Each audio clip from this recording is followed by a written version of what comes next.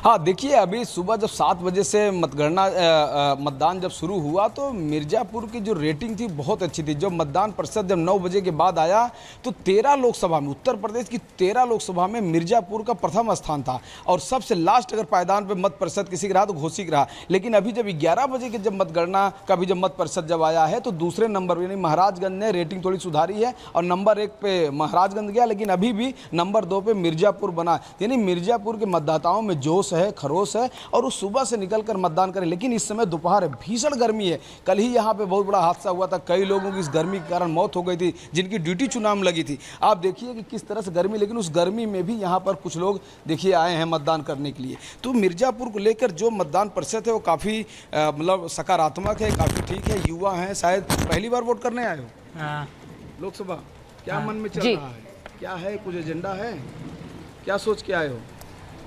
कुछ नहीं, क्या है भैया, पहली बार आए हैं मतदान करने? जी, पहली बार आए हो, राष्ट्र हित के लिए हम मतदान करेंगे। जी जी जी।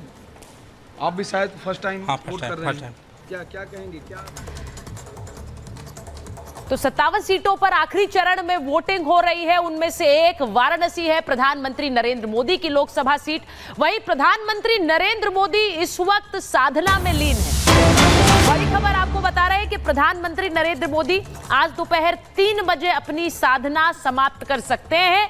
45 घंटे की ये साधना है जो वो ध्यान लगाए हुए हैं और यहां पर कन्याकुमारी के विवेकानंद रॉक मेमोरियल में, जहां पर वो ध्यान मग्न है, दोपहर 3 बजे उनकी ये साधना समाप्त हो सकती है और उसके बाद कहा जा रहा है कि वो वापस दिल्ली लौट सकते हैं। साधना के बाद तिरुवल्लुवर को वो नमन भी करेंगे। एक रिपोर्ट आपको दिखाते हैं।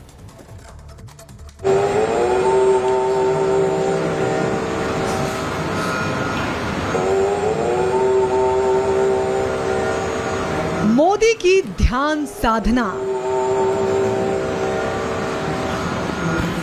45 घंटों का महाव्रत, स्वामी विवेकानंद को नमन, संत तिरुवल्लुवर को प्रणाम, कन्याकुमारी की पवित्र धरती, पीएम मोदी को मिल रही सनातन की शक्ति। प्रधानमंत्री नरेंद्र मोदी की ध्यान साधना का आज आखिरी दिन है। शनिवार को प्रधानमंत्री नरेंद्र मोदी ने स्वामी विवेकानंद को प्रणाम कर उनका आध्यात्मिक आशीर्वाद लिया। मोदी ने आज भी भगवान सूर्य को जल अर्पित किया।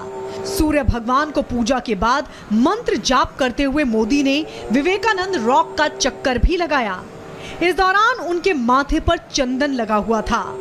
मोदी आज भी हाथों में रुद्राक्ष लिए हुए थे, जिसके मनकों को फेरते हुए प्रधानमंत्री नरेंद्र मोदी लगातार मंत्र पढ़ रहे थे।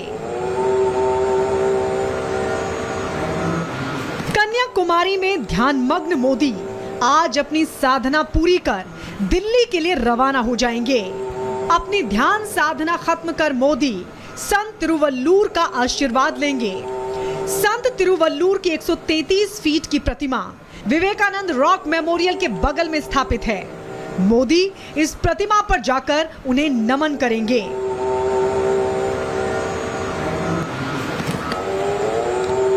प्रधानमंत्री नरेंद्र मोदी चुनाव प्रचार खत्म करने के बाद गुरुवार से ही ध्यान में लीन हैं। ध्यान शुरू होने से पहले मोदी ने भगवती अम्मन मंदिर में पूजा अर्चना की।